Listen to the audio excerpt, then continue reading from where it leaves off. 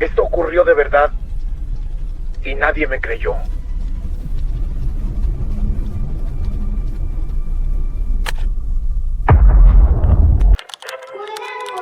Escucha con audífonos. La voz se oye mejor. El cadáver de la morgue. Trabajé muchos años como médico forense, tanto en el sector clínico como jurídico. Podría estar horas y horas relatando cientos de historias de los cuerpos que he visto. Para mí, esas cosas no son nada del otro mundo. Hasta aquel día pensé que lo había visto todo, pero nunca faltan las sorpresas. Había examinado cuerpos de todo tipo, tamaño y edad. Vi cosas atroces, horrendas, que de solo contarlas sin detalles podría horrorizar a algunos y hacer llorar a otros. A veces lo que más impactaba no era necesariamente el cadáver o su estado. Algo que podría causar impresión, al menos en los primeros años de iniciado, es la causa de muerte. Las más comunes son muerte natural o por enfermedades, infartos cardiorrespiratorios, mutilación o traumatismos por accidentes de tránsito, ahogamiento, suicidios. En esto último jugaba un papel muy importante, ya que en ocasiones se necesita un examen minucioso para diferenciar un homicidio de un suicidio. Los casos más complejos son cuando aparecen cadáveres sin un contexto que nos dé información. Ancianos que mueren en su casa hasta que alguien siente el olor luego de días. Alguien tirado en la calle, un cuerpo flotando en el mar.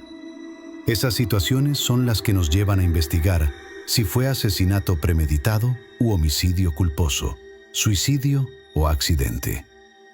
Todo esto que les he contado es para que comprendan lo extraño de lo que viví.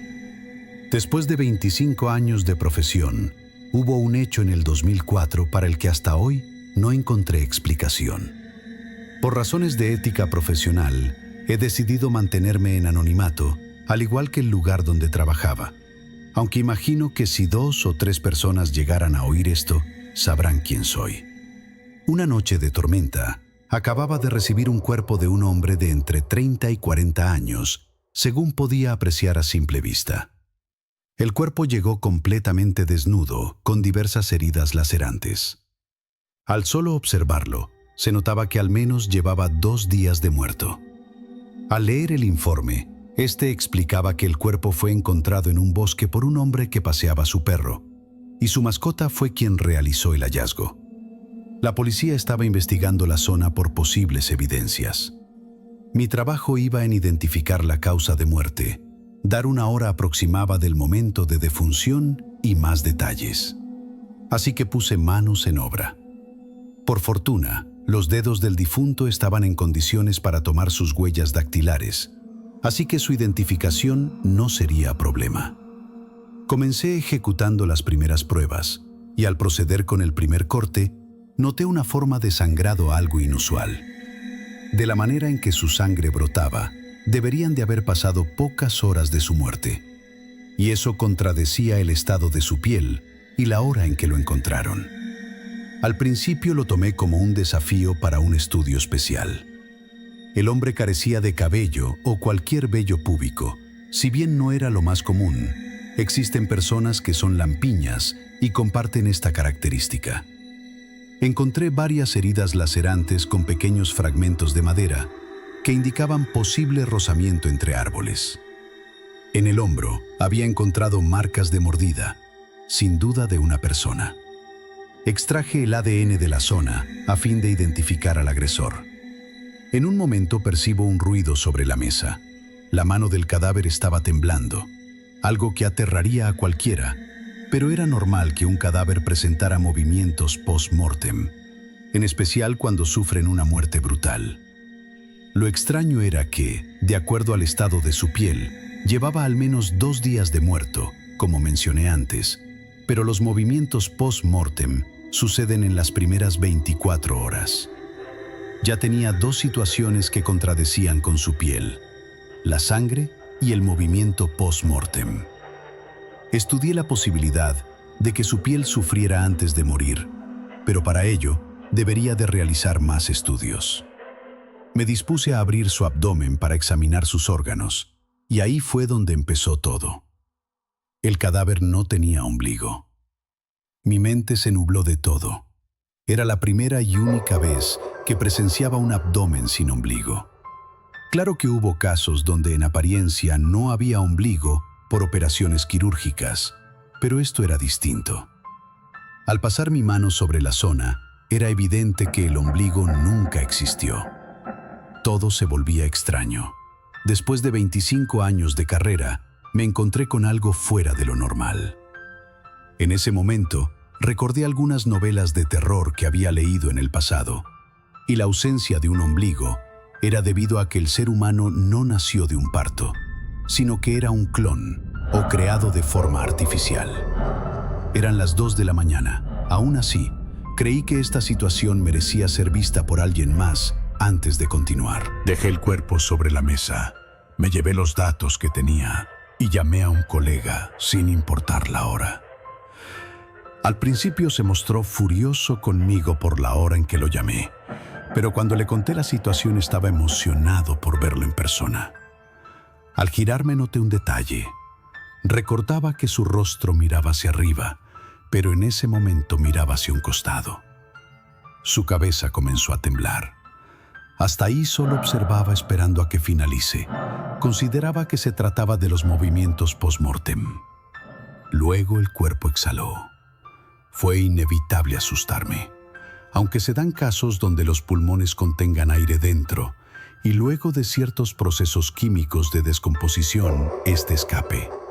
Pero jamás lo había visto de esa manera tan vivida. Me acerqué al cuerpo para continuar examinándolo. Al tocarlo me llevé un susto más fuerte. Tenía temperatura. El cuerpo de un cadáver luego de 2 horas pierde su temperatura corporal normal, que es 36 a 37 grados, y pasa a temperatura ambiente, algo que al tacto se siente frío. Pero esto era extraño. Recordaba que estaba frío y en ese momento se encontraba tibio. Cierta sensación de alerta comenzó a gobernarme. El conjunto de acontecimientos que se estaban desarrollando mantenían mi mente ocupada buscando una explicación. Cuando me giré para buscar herramientas, escuché el cuerpo tumbarse en el piso. Antes de acercarme a él, examiné la mesa con atención. Estaba en perfectas condiciones. Salí de la habitación por un momento. Ni siquiera me tomé la molestia de levantar el cadáver. Sentía miedo, aunque no lo quería demostrar. Entendía que un hombre de ciencia como yo no podía dejarse engañar por cosas como esas. No lo quería aceptar. Decidí esperar a mi colega. Entendía que entre dos sería mejor manejar esta situación. Luego de unos minutos él llegó. No paraba de hablar de un montón de hipótesis dados ciertos síndromes que había conocido y estudiado. Él se veía emocionado. Tenía vocación por su profesión. Mi colega no dejaba de expresar sus ideas, hasta que tuve que sujetarlo con fuerza para que se callara. Cuando me miró con seriedad, le expliqué de la temperatura del cadáver. Él me miró sorprendido. Me dijo que era imposible, y eso yo ya lo sabía. Negó totalmente lo que le dije. Quería ver el cadáver. Antes de llegar le expliqué que el cadáver cayó por sí solo de la mesa, pero él contestó que seguramente lo choqué sin querer. Él se colocó su túnica y entramos a la sala. El cuerpo no estaba. Mi colega pensó que se trataba de una broma. Le mostré los datos recogidos y las herramientas que había dejado en uso. Donde había caído el cadáver había una pequeña línea de sangre. Mi colega me preguntó si estaba haciendo todo esto para jugarle una broma. Trataba de explicarle la situación. Le mostré la orden que recibí con el cuerpo y lo vimos a él, sentado en un rincón. Solté mi carpeta, dado el espanto. Mi colega rió asegurando que era una broma, pero creo que algo en mi expresión le hizo entender que no. Él me hablaba y yo no lograba reaccionar. Se acercó hasta el cuerpo. Apenas tocó su rostro y se apartó al instante. Retiró la mano de él como quien ve un animal que lo pudiera morder. No me dijo nada. Me pidió que saliéramos. Cuando estaba más calmado, me dijo que al tacto sintió temperatura elevada, como si tuviera fiebre, pero peor aún, le sintió el pulso. Dijo que en el momento que sintió su vena palpitar, quitó la mano por reflejo y no se atrevió a verificar. Él me preguntaba si lo que le decía era verdad, si no había algún truco en todo esto. Le juré por mi familia que no. Oímos la puerta de la sala de la morgue abrirse. Nos quedamos petrificados. Éramos las únicas 2 personas en el establecimiento. Con mucho sigilo nos acercamos a la sala de la morgue. El cuerpo no estaba por ninguna parte.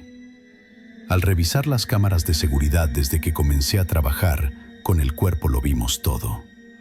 El cadáver había girado su cabeza durante el examen. Luego se volteó y cayó. Cuando lo dejé, este se arrastró por el suelo usando únicamente sus brazos.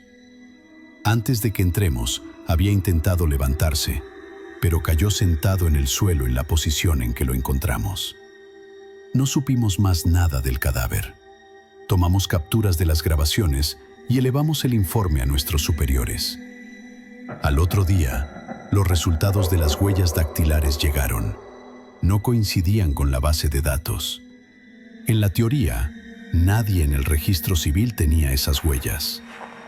Luego de eso, la policía nos acusaba de robar un cadáver, pero nuestros superiores de alguna manera nos salvaron de la situación y todo quedó aclarado. Nos obligaron a firmar por medio de unos abogados un acuerdo de confidencialidad sobre lo sucedido, a cambio de quitarnos cualquier cargo por la desaparición del cadáver. Entre mi colega y yo jamás hemos tocado el tema. Él siguió trabajando mientras yo solicité mi retiro. Hoy me animo a contarlo porque ya hice mi vida y no me importan las consecuencias. Espero que mi colega escuche este relato.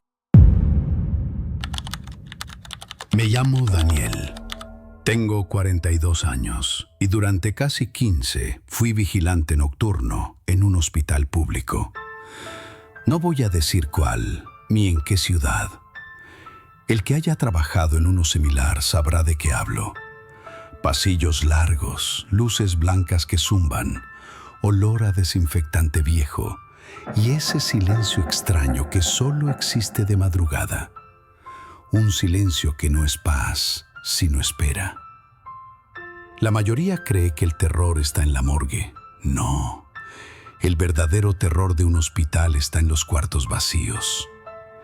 Entraba a las 10 p.m. y salía a las 6 a.m.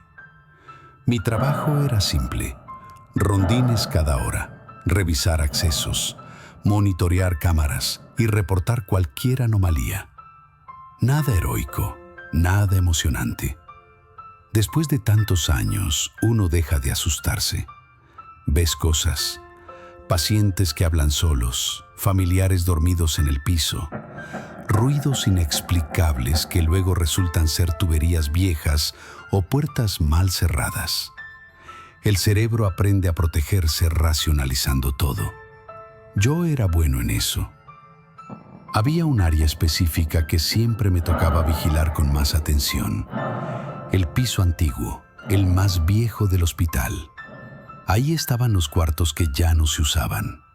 Habitaciones clausuradas por remodelaciones inconclusas, filtraciones o simplemente porque nadie quería estar ahí.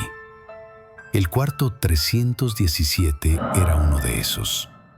No figuraba en el sistema de pacientes, no estaba asignado a nadie, y aún así siempre aparecía actividad en las cámaras. El sistema de vigilancia tenía más de 60 cámaras. Yo las conocía todas. Sabía cuáles fallaban, cuáles tenían retraso, cuáles distorsionaban la imagen. La cámara del pasillo del cuarto 317 funcionaba perfecto. La primera vez fue algo mínimo. Eran como las 2:17 a.m. Estaba tomando café, mirando los monitores, cuando noté movimiento en ese pasillo. Me acerqué a la pantalla. Nada. Rebobiné. Nada. Pensé que había sido mi imaginación. Turno largo, café barato, cansancio. Pero esa noche, cuando hice el rondín físico, sentí algo raro al pasar frente a la puerta del 317. No estaba abierta, no estaba forzada, pero el aire estaba más frío, como si alguien acabara de salir. 3 noches después volvió a pasar. Esta vez no fue movimiento, fue una figura. En la cámara del pasillo, al fondo, frente al cuarto 317, se veía claramente una mujer. Estaba de espaldas a la cámara, cabello largo, oscuro, vestido claro, demasiado claro para una cámara nocturna. No se movía. Pensé que era una paciente perdida o una familiar desorientada. Agarré el radio. Central a enfermería. ¿Tienen a alguien fuera de área en el piso antiguo?